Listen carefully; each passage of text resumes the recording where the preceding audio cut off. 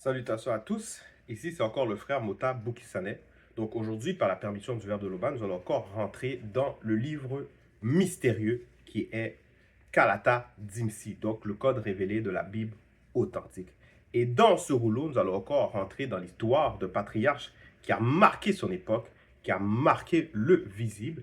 Et ce personnage se nomme Essombe. Essombe, dans les fausses versions, dans les Bibles falsifiées chrétiennes, ils l'ont renommé Paul ou Paul de Tarse. Mais ici, nous savons que la spiritualité, c'est une question de race. Donc ce patriarche qui a marqué le visible, qui a marqué son époque, il était de la race noire. Et c'est pour ça que son nom qui lui a été attribué, c'était Essombe, issu de la langue Douala. De la langue Douala qui est la langue originelle. Donc le Douala ancien. Donc, donc par le deuxième toujours, l'histoire même du peuple noir a été restituée. Et c'est pour cela que nous allons encore rentrer dans l'enseignement que cet apôtre majeur a pu apporter dans le visible. Parce que nous savons que l'esprit qui animait ce patriarche, c'est le Mundi. Donc ces paroles sont esprit et vie. Donc ils transpercent, ils transcendent le temps de l'homme, parce que le temps de l'homme est contenu justement les entités supérieures, le grand temps des choses, le monde spirituel, il est au-delà de ce temps de l'homme. Donc l'homme, le temps de l'homme, que ce soit le passé, le présent et le futur, tout cela, c'est le passé. Donc en cela, les paroles du Mundi transcendent le temps de l'homme. Donc ici, nous allons rentrer dans les propos que ce patriarche, que cet apôtre majeur a annoncé à son époque du visible. En cela, nous allons aller dans le chapitre 11 de son livre, La Réconciliation, du verset 1 à 11. Donc le titre de cette exhortation, c'est « Ne pas juger son frère selon le visible ». Ne pas juger son frère selon le visible. Donc, ici, voilà qu'est-ce que Essombe a annoncé et qui est toujours d'actualité en notre époque.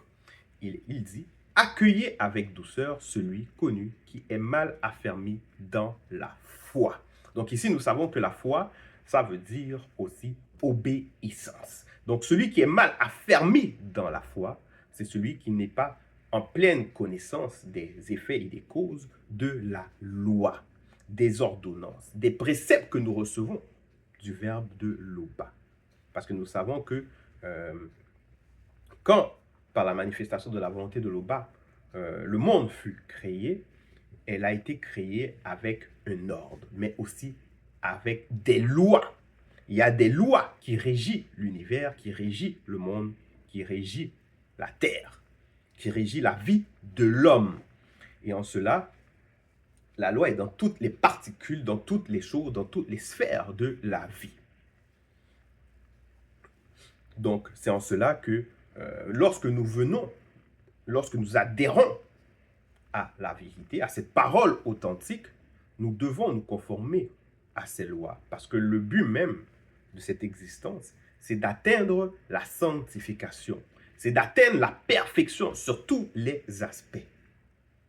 Et justement, ces lois-là sont là pour notre épanouissement, pour que nous puissions nous affermir, pour que nous puissions vivre longuement, mais aussi pour que nous puissions atteindre la vie éternelle.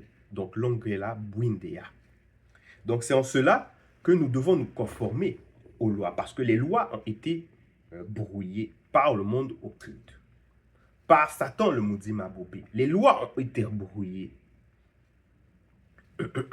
mais par justement la manifestation de la grâce, le Verbe permet que nous puissions justement renouveler notre conscience, revenir à justement ce mode de vie que vivaient les ancêtres noirs, initiés de l'Afrique ancestrale. Et c'est en cela que celui qui va écouter le Verbe, il doit suivre une trajectoire, il doit suivre une route. Mais quand il commence à suivre cette route, ils doivent mettre en application ce qu'il entend. Mais souvent, en fonction de son état de conscience, de son obéissance, il va mettre certaines choses en pratique et d'autres, il ne mettra pas en pratique. Il va avoir une compréhension par rapport à certaines choses et il aura peut-être une faible compréhension par rapport à d'autres choses. Et c'est en cela que, ici, Essombé, il va dire, accueillez avec douceur celui connu qui est mal affermi dans la foi. Donc, qui est mal affermi dans la foi. Et n'ayez point avec lui des contestations. Des contestations. Donc, ici, des contestations, c'est action de contester. Donc, c'est le fait de faire des discussions. De faire des discussions. Donc, il va avoir un pour, un autre contre par rapport à tel ou tel sujet donné. Donc, ici, on fait comprendre qu'il ne faut pas avoir avec lui des contestations. Parce que ces contestations sont alimentées et inspirées par le monde occulte. Parce que le monde occulte, souvent, il va avoir des sujets dont le verbe n'a pas interdit, dont on va dire qu'il peut laisser à tel homme ou telle femme le libre arbitre de choisir en fonction de son état d'esprit qu'est-ce qu'il veut faire ou qu'est-ce qu'il ne voudrait pas faire. Mais maintenant, quand on va avoir des contestations avec cette personne par rapport à certains sujets, ben, il faut comprendre que derrière, c'est le monde occulte qui est en train d'animer cela. Parce que le monde occulte veut distraire. Il veut nous distraire. Il veut nous dévier de l'objectif final. Donc, en cela, ils vont vouloir alimenter, inspirer des sujets pour qu'on puisse avoir des contestations. Donc, c'est pour ça qu'ici, Essombé, qui connaît les stratagèmes du monde occulte, qui sait comment ils opèrent, il dit que de ne pas avoir de contestation avec cette personne qui est mal affermie dans la foi. Parce que sinon, on rentre dans l'œuvre, on rentre dans le but, dans le plan machiavélique que le monde occulte ont concocté, ont préparé pour nous. Donc, il dit, ni des disputes qui tournent à la division du visible. Voilà. Parce que c'est ça. C'est ça, le but même de ces, distractions. C'est d'amener la division. Et nous savons que c'est diviser pour mieux régner. Diviser pour mieux régner. Donc, pour pouvoir dominer une personne, il faut souvent les diviser.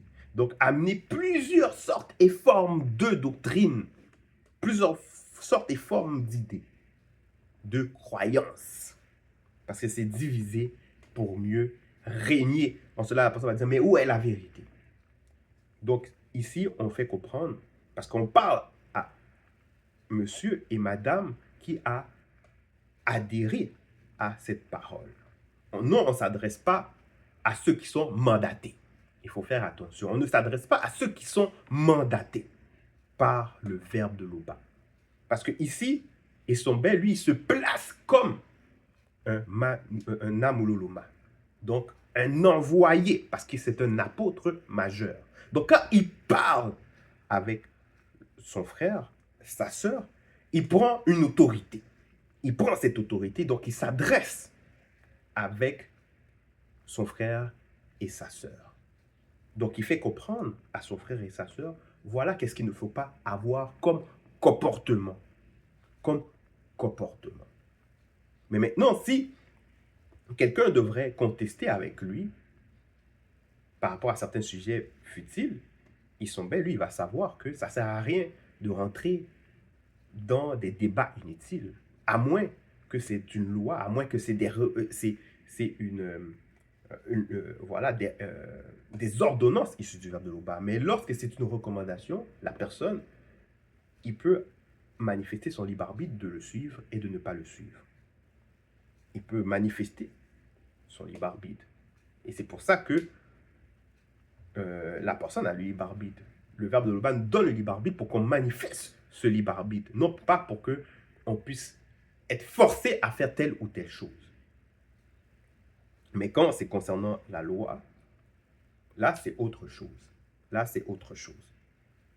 c'est autre chose. Celui qui adhère à la vérité, il sait en lui-même qu'il y a la loi, il faut observer ça. Il faut observer ça. Parce que, parce que par la loi, il y a les influences aussi qui vont s'émaner. Donc, quand quelqu'un n'observe pas la loi, il va influencer. En cela, il faut mettre le frère ou la sœur qui n'observe pas les lois, les préceptes, les commandements et de loi, il faut l'écarter. Il faut s'en écarter. Mais quand c'est d'autres sujets, c'est des sujets, on va dire, voilà, ça peut être une forme de recommandation, ça peut être des sujets comme ça, qui ne va pas trop, qui va pas en fait impacter vraiment, qui va rien, on va dire, qui va pas changer quoi que ce soit dans la vie d'une personne, ben il faut pas rentrer dans des contestations. Parce que ce sont des choses qui tournent à la division du visible, surtout entre nous qui adhérons au message issu du Verbe de l'Oba. Ce message qui est annoncé par le deuxième. Donc c'est pour ça qu'ici, Essombé continue et il dit, au verset 2, « Tel croit pouvoir manger de tout. » Deux points, « Tel autre qui est faible spirituellement et mentalement, virgule, ne mange que des légumes. » Donc ici, ces personnes qui mangent que des légumes, on va les appeler les végétariens ou les végétaliens, ou on va dire des noms plus ou moins similaires. Et ici, on peut voir, même sur les réseaux sociaux, il va y avoir toujours ce sort de débat où les personnes vont dire, ah, mais les végétaliens ou les végétariens vont dire, oh, vous tuez les animaux, vous les faites souffrir, etc. Ainsi de suite.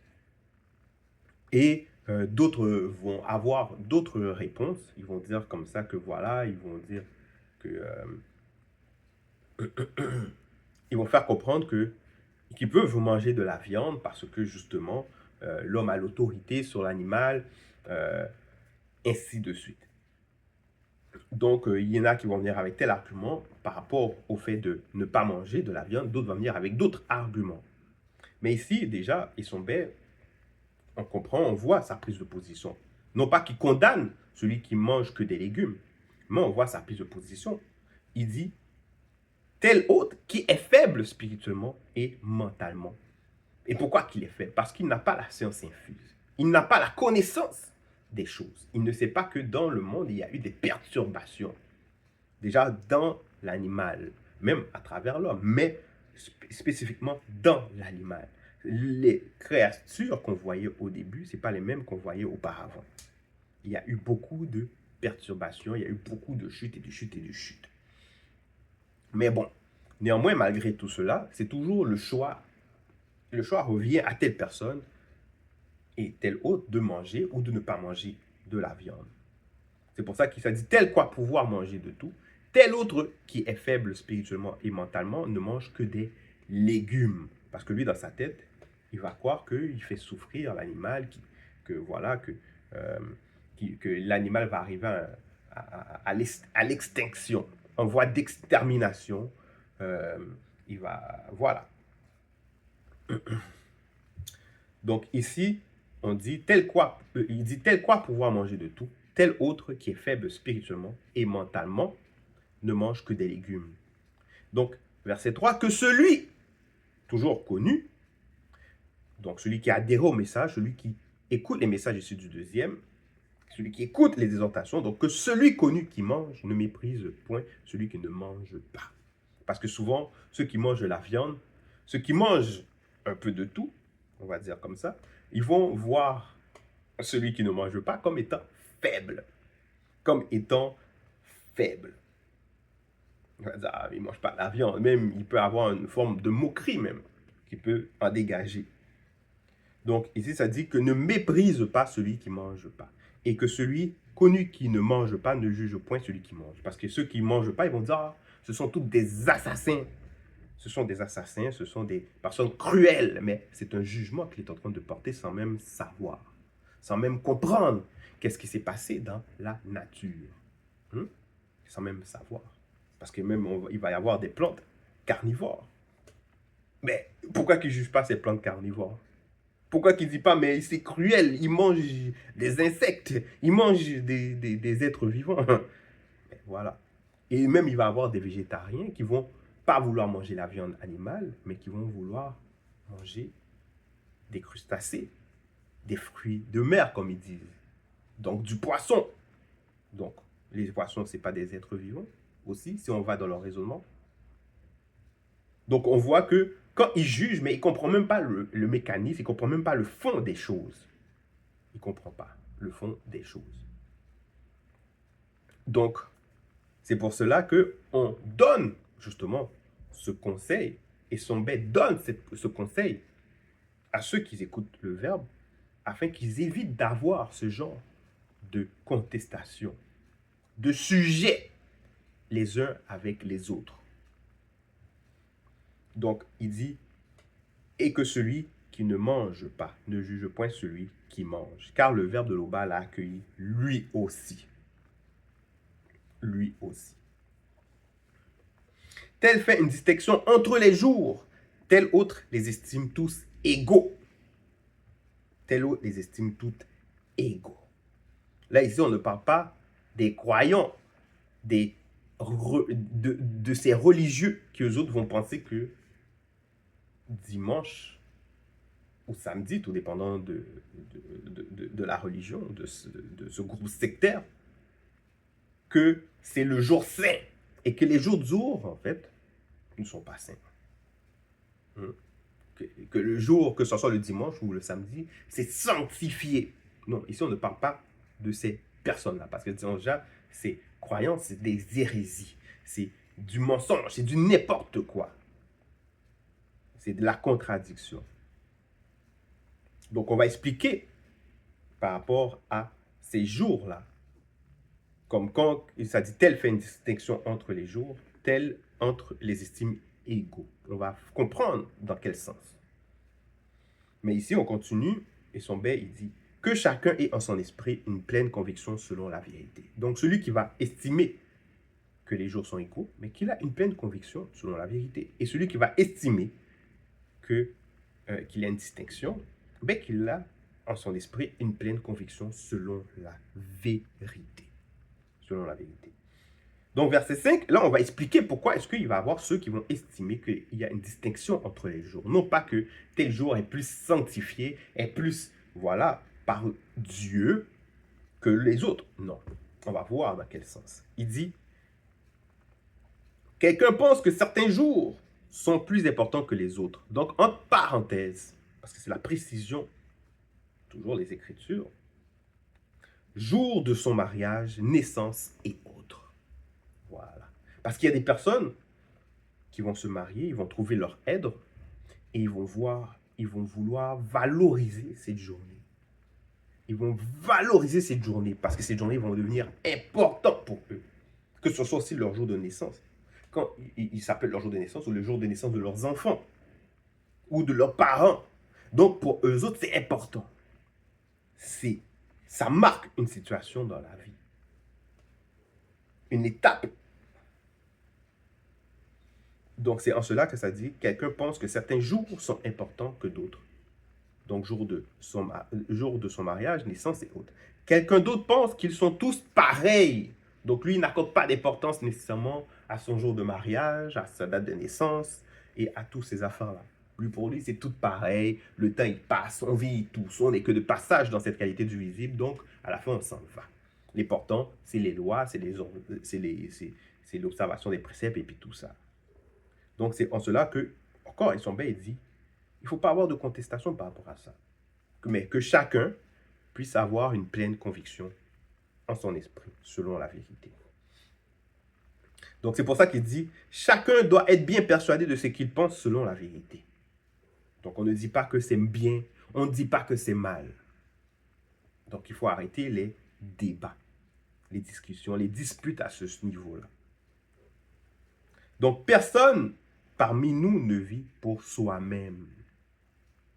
Personne parmi nous ne vit pour soi-même.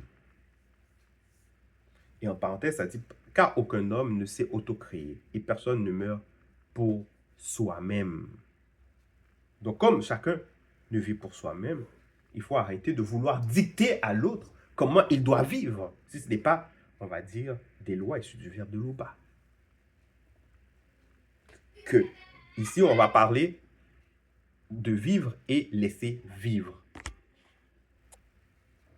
Donc c'est là que s'applique même ce concept de vivre et laisser vivre. Donc il faut arrêter de vouloir contrôler la vie de son frère ou de sa sœur. Après ça, vouloir poser un jugement parce que son frère ou sa sœur ne fait pas comme soi-même. Non. Vivre et laisser vivre. Donc c'est pour ça qu'ici ça dit au verset 7, si nous vivons pour atteindre la perfection selon le verbe de Loba. Voilà.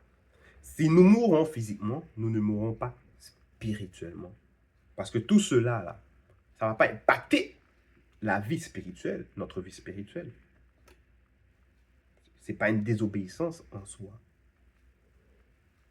Donc, alors, en vivant pour atteindre la perfection, selon le verbe de Loba, montre que nous sommes de Loba.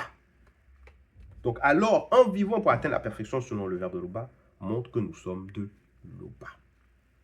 Car Jokisabe est mort visiblement et est revenu à la vie.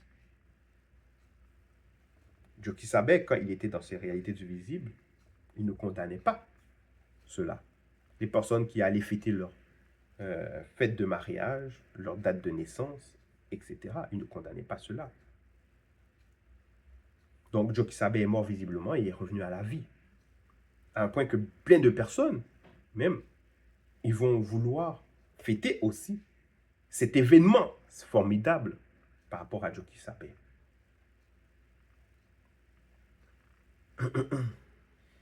Donc, ici, c'est pour ça qu'il faut vivre et laisser vivre, tout autant que le verbe de Loba ne condamne pas cette action. Verset 9, mais les blancs et les sans-mêlés, donc métis, comparaîtront spirituellement devant le tribunal de la grande consommation. Donc pourquoi ça dit mais les blancs et les sans-mêlés? Parce que nous savons que la nature même des blancs et des sans-mêlés,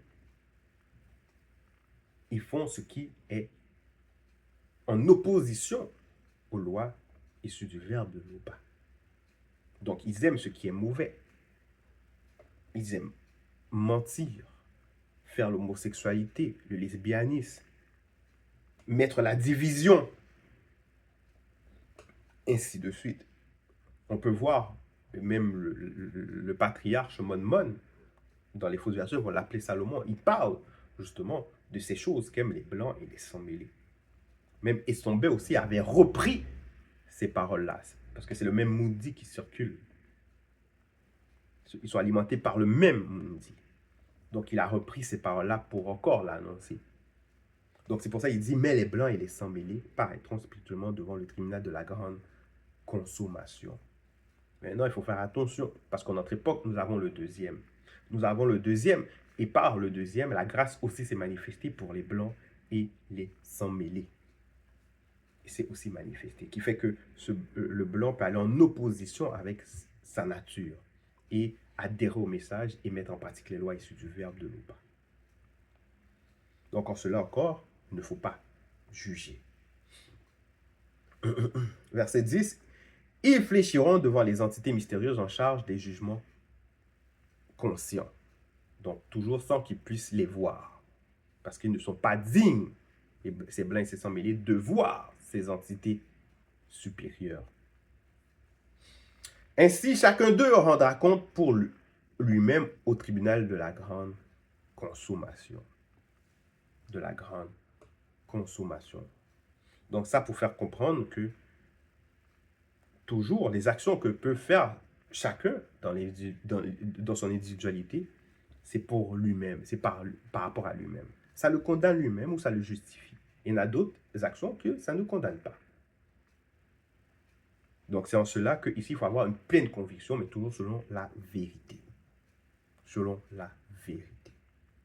Donc ici, c'était le message concernant ne pas juger son frère selon le visible. Mais nous savons ici qu'on dit son frère, mais il y a aussi sa sœur. Il y a aussi sa sœur. Donc ne pas juger son prochain, donc son frère, sa sœur, selon le visible. Donc Loba, Tété, unicateur, est toujours glorifié.